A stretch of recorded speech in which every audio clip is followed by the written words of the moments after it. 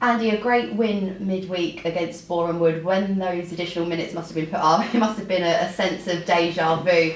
Was it really good to see your side be placed in a similar situation, but to see out the 3 points as comprehensively as they did? Yeah, I think what was really impressive is that we've learnt from what we didn't do Saturday, and really we controlled it when the minutes went up and didn't look in any danger at all. So that was pleasing for me. The guys are taking on board of how important. We don't need a third goal. The game's done. We should have had that mindset Saturday, but that's gone. And Tuesday we controlled the game. So it was really a good performance and a good way we sort of professionally saw out the last 5 or 10 minutes where it was put up. It was a really pleasing 3 points, and I think the manner of the performance as well was so impressive. We leapfrogged Boreham Wood in the table.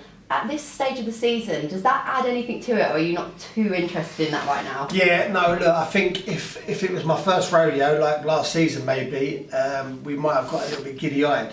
But look, we remind ourselves, myself and the staff and the players, I think mid-January to the end of January was 1 point off top last year, ended up finished 10th, so it's all irrelevant at the moment. I think it's all about May, so let's not get ahead of ourselves. It's nice to win. It's nice to get the points on the board. That's important. But really, more pleasing for me is the level of performance we're putting in. And that's something that I always wanted to make sure that the Bromley people saw a team with a style and a DNA and a system of playing, and they're really showing it now. Yeah, on that note, Andy, it seems like each week the team is going up a gear as well, and that is a nice pressure on them as a group to keep going through and raising those performance levels. Yeah, I mean, we've put ourselves in a nice position where we've got competition for places, and all successful teams have that. Look at the very highest level. They have competition for places all over the pitch. So no one's expected to get selected every week, and that's only going to be healthy because then everyone now is stepping up their level of training. No one's sort of slacking off, and when it comes to a game, everyone wants to put the maximum in, so they're selected for the next game, and that's the norm at the highest level. And it's not as easy to do at this level because budgets and restraints on financial situations. But we've managed to do that, put competition right across the team, and I think that's added to the level of performance. That's not to discredit all the work we've done out on the pitch, the players and the coaching team. So. It's all at a nice pace at the moment, but I'm always nervous because we don't want to get ahead of ourselves. Absolutely not. So let's look ahead to Saturday afternoon. Gateshead come and visit, promoted out of the National League North, so perhaps a little bit less of a known entity at this division, but I know you and your staff, you would have done your homework on them rigorously. Yeah, I mean, I spent many years in Newcastle, 5 years, so now I think 6 or 7 of those players were at Newcastle with me, so I know them really well. And the manager, Mike Williamson, played under us at Newcastle. Robbie Elliott, who's the number 2 goalie at the moment, he was the goalkeeper I've worked with closely. So yeah, we know them really well. They're a good team. Look, they've come up last year. They've lost their 2 front men, which were a big plus for them. But the rest of the team looks very good and it's operating well. And regardless of Gateshead or Scunthorpe or any team, there's people think are down the bottom or not doing so well. This league's thankless. You can't take any team for granted. So we've got to make sure that we prepare properly for every game and take care of our own business, and that's really important. We've had Bromley fan Daniel on work experience with us this week, and he's helped me put together these questions and made a really good point actually, that we've managed to pick up 16 points from a possible 18 so far at Hayes Lane. Should be 18, Daniel, should be 18, because you've reminded me of the 2 we dropped.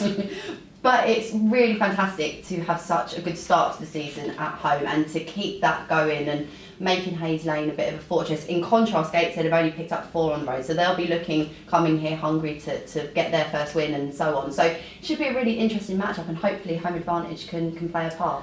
Yeah, I mean, I think there's always an element of that home advantage. I think there's always a little bit of noise about our pitch. I don't think that really makes a lot of difference. But I think you're right, we do need to make our home form really impressive, and that was something I really wanted to make sure that we done going forward, and at the moment we're on point with that, and we've got to keep it like that. We want teams to not want to come here. We want teams to know it's going to be a tough day. We want them to know it's going to be an ugly game if it has to be. And look, Gateshead, they'll come here and they'll pose us problems like most teams have done, and we've got to make sure we overcome it and then find a way to try, win the game. But yeah, let's keep it a fortress if we can. It was great to see Adam Marriott back on the pitch scoring goals. What were we looking like injury-wise going into tomorrow's game? Yeah, everyone's fit. Everyone's fit, other than Reece Charles Cook, who's had an operation this week that's gone quite successfully, I've heard. But yeah, everyone's fit. It's funny when the team's doing well and you're winning, everyone's fit. So no one wants to be left out. No one wants to be moved to the side. So yeah, we've got some selection headaches ahead of us, and again, we'll always pick the right team for what we think is the right match, not necessarily always how people are playing. So yeah, we've got a full squad to select from. Adding further to your selection headaches, hopefully a little bit of business might be done, might not be ahead of tomorrow's game, managing to recruit an exciting young talent from an EFL side. Yeah, I've just got the thumbs up that it has been agreed, so that's all good. So yeah, we'll have another addition to the squad, which I'm pretty sure will be announced later on today, so I won't steal anyone's thunder, but we're excited. It's a player we've looked at, and it's a player we've got a lot of respect and admiration for as a young player, and I think he'll just add to the dynamic of what we're doing. And yeah, that's a really, I'd like to thank the club personally when you announce them, and everyone that helped us to get this player across the line, so he'll be in the building as well. After back-to-back away trips, home supporters will be back at Hayes Lane tomorrow. It would be nice to get everyone back together and keep building that synergy that seems to be growing week in, week out between supporters and the club. Yeah, and I don't think we should, underestimate that. We've had some really good gates here the last few weeks at home. So, we want to keep building that. It's such a difference. When this place is bouncing and there's people in here, it makes such a difference. The atmosphere. We played at Boreham Wood in the week, and with due respect to Boreham Wood, that was a tough atmosphere. So it's important, that we come back here this weekend and our fans are here and supporting us. And they've been in fine form and fine voice. So we do like our little group in the corner as well. We all a little chuckle about it, and they've got a good voice on them.